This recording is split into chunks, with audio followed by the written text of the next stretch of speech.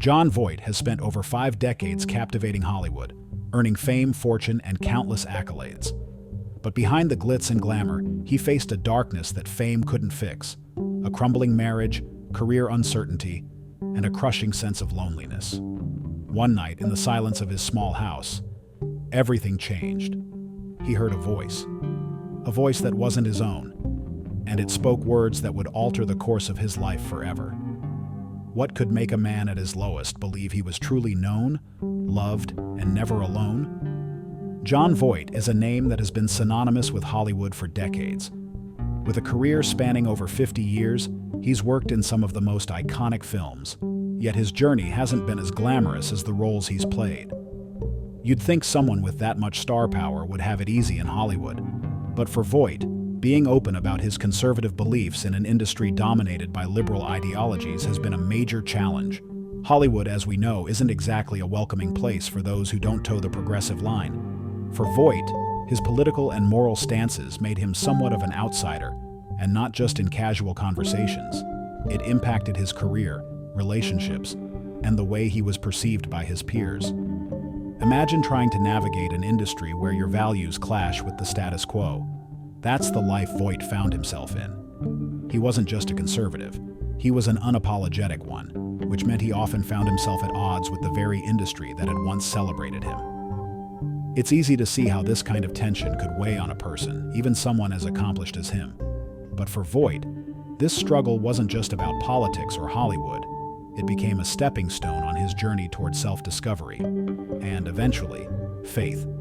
Now let's talk about Jon Voight's rock-bottom moment, the one that changed everything. It's hard to imagine someone as successful as him hitting such a low point, but life doesn't spare anyone, does it? At this time, Voight's world was in shambles. His marriage had ended in divorce, his career was uncertain, and his relationships with his kids were strained. He was carrying all of this emotional baggage, and it eventually became too much to handle. Voight found himself in a small house, alone and overwhelmed. Picture this. He's lying on the floor, completely broken, and he mutters out loud, "It's so difficult." That's when something extraordinary happened. He didn't expect an answer. Who would? But then he heard it. A voice, calm and clear, saying, "It's supposed to be difficult." Can you imagine? A voice, not his own, offering not just a response but a perspective he'd never considered. It wasn't angry or condescending. It was kind, wise, and full of clarity. That moment shook him to his core. He wasn't hallucinating or dreaming. This was real to him. And it wasn't just the words that mattered. It was the meaning behind them. In that moment, Voight realized he wasn't alone. Everything he was going through, everything he had ever felt, it was all known. He was known. That realization was monumental.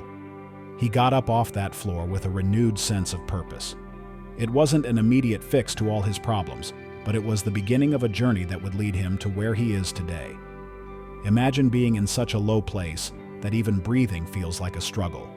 That's where Jon Voight was, lying on the floor of his small, lonely house, burdened by the weight of his divorce, career struggles, and broken family relationships. In that desperate moment, he said out loud, almost to no one, "It's so difficult." And then, something incredible happened. A voice, calm and steady, answered back, "It's supposed to be difficult." This wasn't just a thought in his head or his own voice echoing back. It was something entirely different. Voight has described it as a voice filled with wisdom, kindness, and an overwhelming sense of clarity. It wasn't scolding or mocking, it was reassuring. Can you imagine how surreal that must have felt? One minute you're drowning in despair, and the next, you hear something that feels like it's coming straight from above. That moment didn't just pull him out of his misery, it shifted his perspective entirely. He realized he wasn't alone. There was someone, watching over him, knowing his pain, his struggles, and everything about him. He's described it as the moment he truly felt deep down that everything is known.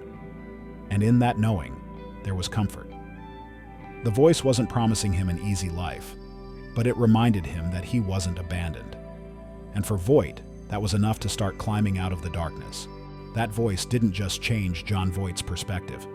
It changed his entire life. He got up off that floor with a renewed sense of purpose. He wasn't just surviving anymore. He was starting a spiritual journey that would shape the rest of his life. Voight has said that this was the beginning of his faith, a faith that showed him he was known, loved, and guided even in his lowest moments. What's remarkable is how this newfound faith began to manifest in his everyday life. He started to see signs, little moments that felt too perfect to be coincidences. For instance, the next morning, he turned on the radio, and what came on? A song called "I'll Build a Stairway to Paradise." The lyrics, "with a new step every day," felt like a direct message to him. Can you imagine the feeling? It's like the universe, or God, was saying, keep going, one step at a time. These small serendipitous moments kept happening. They weren't grand miracles in the traditional sense, but they were enough to reinforce his faith and remind him that he was on the right path. Slowly but surely, Voight began to change. He's spoken openly about wanting to become a better father, a more righteous man, and someone who could be a vessel for God's will. He started to view his struggles not as punishments, but as lessons, opportunities to grow and become the person he was meant to be. Today, Voight credits that voice, that miraculous moment, with setting him on a course toward joy and purpose. He's said he's a happier man now, not because life became easy, but because he found meaning in the difficulty. He lives with what he calls a fear of the Lord, not a fear of punishment, but a deep respect and desire to live up to the love and guidance he feels every day. Jon Voight has a way of talking about faith that feels deeply personal yet universal. When he describes it, you can tell it's not just something he believes, it's something he lives. He says, "We are known, observed, and loved," and you can feel the weight of those words. To him, faith isn't just about believing in something bigger. It's about understanding that this something knows every part of you, the good, the bad, and everything in between, and still loves you unconditionally. Voight's faith didn't come easy. It's not like he woke up one day with everything figured out. Instead, it came through struggle, self-reflection, and what he calls a fear of the Lord. Now, before you think that means living in terror, he's quick to clarify. This fear isn't about being afraid of punishment or damnation. It's about respect, humility, and the desire to live in a way that honors God's love and guidance. For him, it's the kind of fear that keeps you grounded, reminding you to stay on the right path because you want to, not because you have to. He often reflects on how faith has made him a happier person, and not in a shallow, surface-level way, but in a way that makes life feel meaningful, even when it's hard. He's talked about how his faith has taught him to embrace life's lessons, even the painful ones. To him, every challenge is an opportunity to grow, to learn, and to become a better person. And it's not just about self-improvement. Voight firmly believes that life's greatest purpose is to give to others. Whether it's through kindness, support, or simply being present, he sees helping others as the ultimate way to honor God. What's inspiring about Voight's journey is how his faith has shaped his perspective on success and happiness. He's lived a life full of achievements, but he doesn't measure his worth by awards or accolades anymore. Instead, he focuses on the kind of legacy that truly matters, being a good father, a righteous man, and someone who strives to make the world a little better. For him, faith isn't about perfection, it's about progress. It's about waking up every day and asking, what can I do today to live with purpose? So, what are your thoughts on this? Let us know in the comments below.